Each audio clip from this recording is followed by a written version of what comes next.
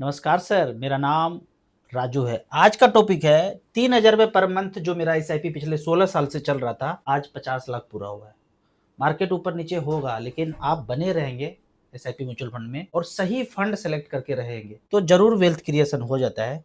अब मैं आपको यहाँ पे ये बताना चाहूँगा कि ये लंबा जर्नी चला हमारा, तो कैसे मैं इसमें ही दृढ़ बना रहा, यहाँ से पैसा निकाल क्यों नहीं लिया। तो उसका रीज़न ये है कि जब मेरे बच्चे का जन्म हुआ तो मैं अपने वाइफ से डिस्कस किया कि आज ही बच्चे के रिक्वायरमेंट के लिए पैसा चाहिए, पढ़ाई हो, शादी हो, एजुकेशन जो भी है, कितना पैसा चाहिए। तो मेरी वाइफ का आंसर था कि 20 लाख रुपया आज का होगा ना, आज अगर 20 लाख हो जाए तो अपने सोसाइटी में जो भी हमारा रहन सहन है 20 लाख रुपये में सारा रिक्वायरमेंट पूरा हो जाएगा एक बच्चे के हिसाब से।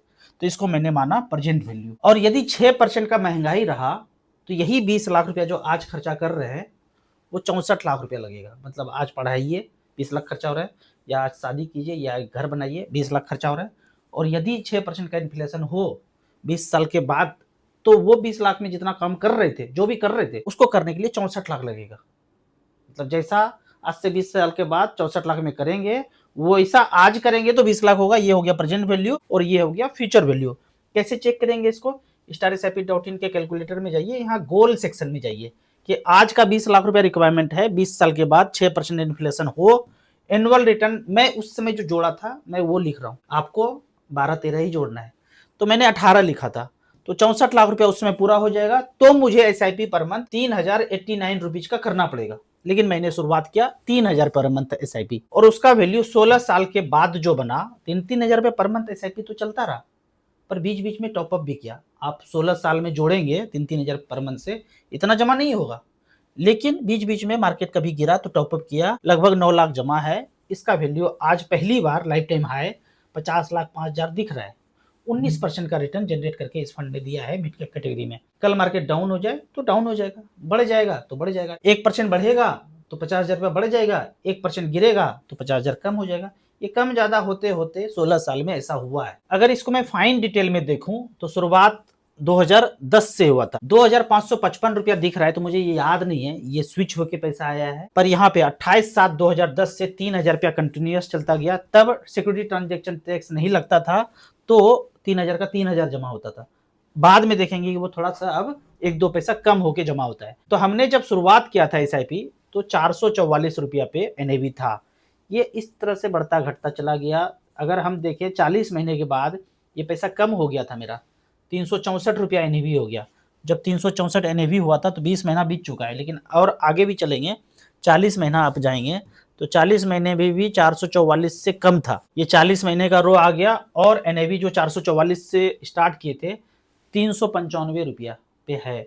मतलब कुछ पैसा जो 3-3 हजार करके 4-12 1,20,000 जमा किए, उसका वैल्यू 1,05,000, 1,10,000, 1,00,000 ऐसे कुछ था। तो 40 महीने के बाद अगर आपको मूलधन से कम दिखेगा, आज दिखे, आज से एसआईपी शुरू किए, 40 महीना तक जमा किए और मूलधन से कम दिखे, तो कितने लोग टिके रहेंगे। पर मैं क्यों नहीं निकला? तो क्यों नहीं निकला इसका रीजन जान लीजिए कि 10 रुपया से शुरू हुआ था, 444 से मैंने स्टार्ट किया, फिर मेरे समय में ये गिर के 395 300 हो गया, मान लेते हैं 300 हो गया, पर वो 10 से 300 तक तो आया ना, 30 गुना तो हुआ ना, मेरे ड्यूरेशन में वो कम हुआ है। उसी तरह आपको यही देखना है कि आप जब शुरू कर रहे थे आपके समय में मार्केट डाउन हुआ, लेकिन पीछे मार्केट 40 साल से 35 साल से चलता आ रहा है ना, उसने तो अच्छा खासा रिटर्न दिया है ना। तो एसआईपी इन्वेस्टर को ऐसे ही सोचना है, धीरे धीरे करके आप इसको में बने रहना है। बीच बीच में पैसा आता है तो हमने टॉपअप भी किया है। आप इसमें देखेंगे रो में 77,000 रुपया कुछ पैसा आया तो हमने यहाँ पे इन्वेस्ट कर दिया। आगे भी देखेंगे बीच बीच में टॉपअप किया हूँ। कभी मार्केट में घटा तो इन्वेस्ट किया, या पैसा था तो इन्वेस्ट किया। ऐसे नहीं कि गिरेगा तो ही इन्वेस्ट करेंगे। अरे पैसा है 50,000 रुपया, गिर ही नहीं रहा है, मार्केट मार्केट बढ़ते जा रहा है, तो क्या इन्वेस्ट नहीं करेंगे? तो उस केस में ही बोलता हूँ कि एसआईपी अमाउंट ज्यादा बढ़ा दीजिए, और थोड़ा थोड़ा पैसा जब जब आए। 11,000 था अकाउंट में, यूनिट 805 से गिर के 779 पे आया, तो थोड़ा सा इन्वेस्ट कर दिया। तो ऐसे करके कुछ एसआईपी कुछ लमसम करके टोटल हमने यहाँ पे इन्वेस्ट किया है। अब यहाँ पे देखिए 15 पैसा कम दिख रहा है, तो ये सिक्योरिटी ट्रांजेक्शन टैक्स कटना शुरू हुआ। मोगेम्बो ने एक टैक्स लगाया 7 समुंदर पार से, अपना वाला नहीं करता है कुछ, वहाँ वाला करता है। जब इस तरह का टैक्स इंट्रोड्यूस हो ना, तो ये वाला फोटो इमेज बना लेना दिमाग में। 140 करोड़ का डाटा इसके पास है, फादरलैंड के पास, और वो बोलता है 18% जीएसटी, 15% जीएसटी, 30%, 35% एसटीटी, ये वाला टैक्स, वो वाला टैक्स, ऐसे करके समृद्ध कैसे हो रहे हो, थोड़ा सा खींचो, ऐसे करके ये इमेज डालना है, थोड़ा थोड़ा धीरे धीरे करके जागरूक भी होना है। तो इस तरह से करके हमने टोटल 8,94,000 जमा किया है। आज एनएवी देखें, जो 444 से हमने शुरू किया था, 3930, लगभग 4,000 पूरा होने वाला है। और यहाँ पे एसआईपी वर्थ जो दिख रहा है टोटल 50,05,052 रुपया आज है। कल बढ़ेगा तो बढ़ जाएगा, कल गिरेगा तो गिर जाएगा। टोटल एनुअल रिटर्न अगर देखेंगे तो 19% का दिख रहा है। और एब्सोल्यूट रिटर्न देखेंगे कि मैंने टोटल जमा किया लगभग 9 लाख और बना 50 लाख, तो यहाँ पे 459% एब्सोल्यूट रिटर्न दिखा रहे हैं। अब आपका क्वेश्चन यहाँ पे होगा, अभी कैसे एसआईपी करें, कौन सा एसआईपी करें? तो सबसे पहले एसआईपी करने के पहले कैलकुलेट कर लीजिए थोड़ा सा कि आज 15,000 रुपए पर मंथ करूंगा। 15 ना करके 5 कर सकते हैं, 2 कर सकते हैं, 1 कर सकते हैं, 500 कर सकते हैं। वो कैलकुलेटर है, उसमें कुछ भी नंबर डाल सकते हैं। और मैं लिखने के लिए लिखा हूँ 15,000 रुपए पर मंथ करेंगे, 20 साल करेंगे। अगर 12%, थोड़ा सेफ कैलकुलेट किया, कैलकुलेट आप मर्जी से कुछ भी कर सकते हैं, लेकिन मैं ये एमपी डिस्ट्रीब्यूटर 12% ही कैलकुलेट करके आपको दिखा सकता हूं। तो 12% का लिखा तो 36 लाख जमा हुआ 20 साल में, लगभग 1.5 करोड़ रुपया यहाँ पे बन जाएगा। लेकिन एक्चुअल रिकॉर्ड क्या बताता है? अगर मैंने मिड कैप कैटेगरी सेलेक्ट किया है और 20 साल सेलेक्ट किया है 15,000 रुपए पर मंथ से, और यहाँ पे हमने रिटर्न वाइज ना करके एईएम वाइज सेलेक्ट किया है। निप्पॉन इंडिया ग्रोथ फंड 2006 से लेके अब तक 20 साल में 36 लाख जमा किए और आज पैसा बना है, आज के डेट में वैल्यू है 2,53,00,000। कल 1% बढ़ेगा तो इसमें बढ़ता हुआ नजर आएगा, 1% गिरेगा तो गिरता हुआ नजर आएगा। 17% का रिटर्न जनरेट करके दिया है। दूसरे नंबर पे फंड देखेंगे एसबीआई मिड कैप, पिछले 20 साल में 36 लाख जमा हुआ और वैल्यू 2,21,00,000 हुआ है। तो ऐसे करके अगर आप नीचे भी देखेंगे कि रिटर्न वाइज में सबसे बॉटम में कौन सा फंड है, तो नाम आएगा टॉरस मिड कैप। 2006 से लेके अब तक कोई ना कोई तो पैसा इन्वेस्ट कर रहे होंगे 15,000 रुपए पर मंथ इस फंड में। 109 करोड़ का एईएम है मात्र, बोलता हूं इसीलिए छोटे एईएम वाले में पैसा नहीं लगाना है, बड़े एईएम वाले में लगाना है। तो 36 लाख तो यहाँ भी जमा हुआ और यहाँ एसआईपी वर्थ बना है 1,71,00,000, 13.86% का रिटर्न है।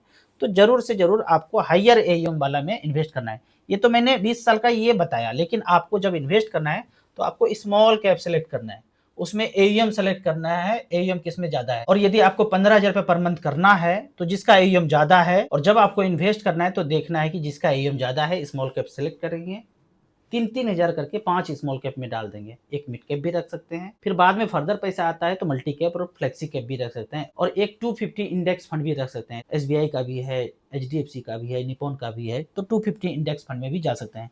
तो यही कुछ गिना चुना फंड है जो लंबे समय में अच्छा खासा वेल्थ क्रिएट कर पाएगा। वाइडली मैं बताऊं, यहाँ पे तो 50-55 तरह का कैटेगरी है, लेकिन आपको वेल्थ क्रिएशन के लिए सेलेक्ट करना है mid cap, small cap, multi cap, flexi cap. 4 मैंने बताया है, बाकी आप अध्ययन करके धीरे धीरे करके और भी कैटेगरी को चुन सकते हैं। मेरे समझ से ये 4 वेल डाइवर्सिफाइड है, लॉन्ग टर्म में ये कैटेगरी अच्छा खासा वेल्थ क्रिएट कर पाएंगे। अब यहाँ पे कुछ कमेंट्स को लेते हैं। कमेंट्स के पहले, जब आपका वेल्थ बन जाए ना, उसके बाद नंबर आएगा हेल्थ पे। हेल्थ में कहीं नहीं जाना है जंगल के लुटेरों के पास।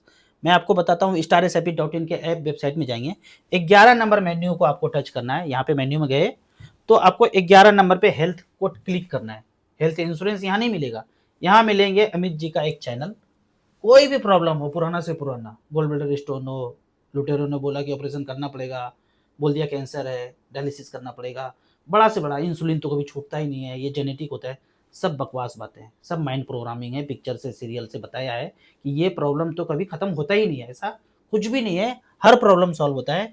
इस नंबर पे आपको कांटेक्ट करना है। एक प्रॉब्लम के लिए 2,000 रुपया चार्ज करेंगे, जैसे ही बताया जाए अक्षर सा पालन कीजिए। एक सप्ताह में लगेगा, अरे 50% आराम मिल गया, फिर 4 महीना, 5 महीना, 6 महीना, जैसे जैसे गाइड करेंगे वैसे वैसे करते रहिए।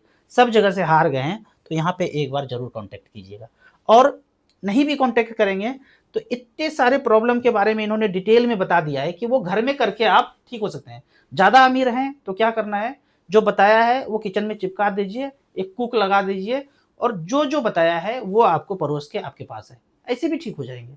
नहीं समझ में आता है फिर कांटेक्ट करना है। जो बात मैं इस चैनल पे ज्यादा नहीं बोल सकता हूँ, वो यहाँ पे है एक वीडियो अलग से, इसको आप आके जरूर देखिए, कल का वीडियो है। इस चैनल पे आपको वो बातें नहीं मिलेंगी सुनने के लिए। अब यहाँ पे कुछ कमेंट्स को लेते हैं। म्यूचुअल फंड से लोन लेकर कार लेना चाहिए या म्यूचुअल फंड से पैसा निकाल करके कार लेना चाहिए? अगर तो आपको कार का रिक्वायरमेंट नहीं है, मतलब आप कार लेंगे 20,000, 25,000, 50,000 उससे कमाएंगे एज ए बिजनेस, तब तो कार लेना है। लोन लेके भी ले सकते हैं, म्यूचुअल फंड से निकाल के भी ले सकते हैं। वैसे यहाँ पे लोन ना लेकर के अपना ही पैसा निकाल करके कार खरीद लेना है, लेकिन शर्त है कि कार से कुछ ना कुछ इनकम हो रहा है। ऐसे नहीं कि पड़ोसी लिया तो हम लेंगे, बिल्कुल भी नहीं लेना, उनको मजे करने दीजिए। वो मजा क्षणिक है और आपको थोड़ा लंबे समय के लिए मजा लेना है ना, तो पैसा यहीं रहने दीजिए। देखा देखी करके कुछ नहीं खरीदना है। सर म्यूचुअल फंड से पैसा निकालते हैं तो बेनिफिट वाला पैसा नहीं निकलता है, मूलधन से पैसा निकल जाता है। ये बड़ा कंफ्यूजन है इन्वेस्टर में। आप म्यूचुअल फंड भूल जाइए।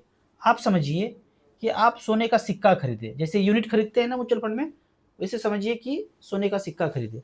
1 लाख रुपए इन्वेस्ट किए, 10-10 हजार का सिक्का था, 10 सिक्का खरीदे गोल्ड का, 1 लाख रुपए टोटल 10 सिक्का में लग गया। 1 साल 2 साल 3 साल के बाद जब भी वही 10 सिक्का है पड़ा हुआ, घट तो नहीं जाएगा, 10 सिक्का है और वो 12-12 हजार के दर से अब सिक्का टोटल वैल्यू आपका 1,20,000 हो गया। 10-10 हजार का सिक्का लिए, अब वो 12-12 हजार का हो गया तो 1,20,000 हो गया। लगाए थे 1 लाख, 1,20,000 हुआ।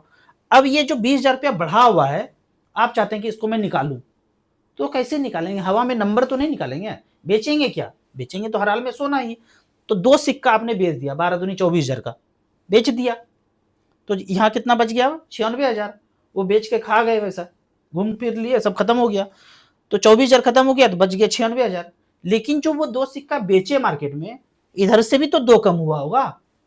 जब मूलधन वाला कॉलम देखेंगे तो 10 सिक्का था तब 1 लाख रुपया था, तो यहां से 2 सिक्का निकला तो 20,000 रुपया कम यहां भी तो होगा। 10-10 हजार का 10 सिक्का था, 2 सिक्का बेच दिए तो 20,000 खत्म हो गया मूलधन से, तो 80,000 अब मूलधन वाले में दिखेगा और यहाँ आपको 96 दिखेगा। ऐसे नहीं कि 1 लाख म्यूचुअल फंड में लगाए, 10 लाख हो गया, 9 लाख में बेचना चाहता हूँ। अरे 9 लाख नंबर को उड़ाएंगे क्या? जब भी उड़ेगा तो यूनिट उड़ेगा, यहां से बेचेंगे जब भी तो गोल्ड उड़ेगा यहां से। तो ऐसे करके समझना है, और ये वाला डाउट तकरीबन सभी इन्वेस्टर को होता है, तो ऐसे समझना है। राजू सर, मेरा एक प्लॉट है, उसका प्राइस 25 लाख रुपया आ रहा है, मैं उसे बेच करके इन्वेस्ट करना चाहता हूँ 15 साल के लिए, पर मेरे पेरेंट्स मना कर रहे हैं। बिल्कुल सही बोल रहे हो। अगर तो वो प्लॉट ऐसा टेंशन बाजी वाला है, आप रहते हैं शहर में और गांव में, जब भी जाते हैं तो खून खराबा हो जाता है, विवादित है, तो टेंशन अगर दे रहा है प्लॉट, तो टेंशन को बेचना है। पर वो प्लॉट ठीक ठाक है, कोई दिक्कत नहीं है, नॉर्मली है, तो आपको वो प्लॉट बने रहने देना है। और आपके जीवन में जो पैसा एक्स्ट्रा आ रहा है, 2,000 3,000 4,000, वही इन्वेस्ट करना है। आपके पेरेंट्स बिल्कुल ठीक बोल रहे हैं। यही क्वेश्चन आप मुझसे 10 साल पहले पूछते ना, तो मैं आपको वही जवाब देता जो आप जवाब सुनना चाहते हैं, कि प्लॉट बेच दो और इन्वेस्ट कर दो। पर जब से मैं इस गुरु को सुनना शुरू किया ना, ये गुरु है हमारे, इनको सुनना शुरू किया, फिर पता चला कि नहीं, ये नंबर हवा हवाई अलग बात है, जमीन एक फिजिकल अलग बात है, गोल्ड एक फिजिकल अलग बात है। तो आपको बिल्कुल भी प्लॉट बेच करके म्यूचुअल फंड में इन्वेस्ट नहीं करना है। यहाँ इस चैनल पे कुछ कुछ मेरा भी वीडियो आएगा, कुछ बेहतरीन बातें हैं, आके देखेंगे तो अच्छा लगेगा आपको। सर, अब एक नया इन्वेस्टमेंट ऐड आ रहा है टीवी मीडिया रिंगटोन में, कि अमेरिका की मार्केट में इन्वेस्ट करो, इंडिया में क्यों करना है, यहाँ क्यों रुके हुए हो। किसी का बकवास नहीं सुनना है। बैंक वाला एसआईपी म्यूचुअल फंड में आपको इन्वेस्ट करना है। स्मॉल कैप सेलेक्ट कर लीजिए, मिड कैप सेलेक्ट कर लीजिए, मल्टी कैप, फ्लेक्सी कैप, धीरे धीरे करके आप इन्वेस्ट करते रहिए। जो चकाचौंध में जाएंगे ना, बिटकॉइन में लगा दो, इधर लगा दो, उधर लगा दो, चिट फंड में लगा दो, 2 लोगों को जोड़ लो, सब ओम भूर्भुवः स्वाहा हो जाएगा एक दिन। तो उस चालबाजी से बचना है। धीरे धीरे करके पैसा बनता है, एकाएक कुछ भी नहीं बनता है। आपको इसी तरह म्यूचुअल फंड के बारे में और कुछ जानना है, इन्वेस्टमेंट के बारे में जानना है, तो इस नंबर पर मुझे व्हाट्सअप कर सकते हैं। अभी तक म्यूचुअल फंड एसआईपी शुरुआत नहीं किए हैं तो डिस्क्रिप्शन में ऐप है, लिंक है एसेट प्लस का, वहां जा करके 1,000 का एसआईपी, 500 का 2 स्मॉल कैप से शुरू कीजिए, जिसका ईएम ज्यादा है। आपको याद दिला दूं, मैं एक MP registered mutual fund distributor हूं। आप इसी तरह से कमेंट सेक्शन में क्वेश्चन पूछते रहिए। वीडियो अच्छा लगे तो लाइक एंड शेयर जरूर करें। Thank you so much.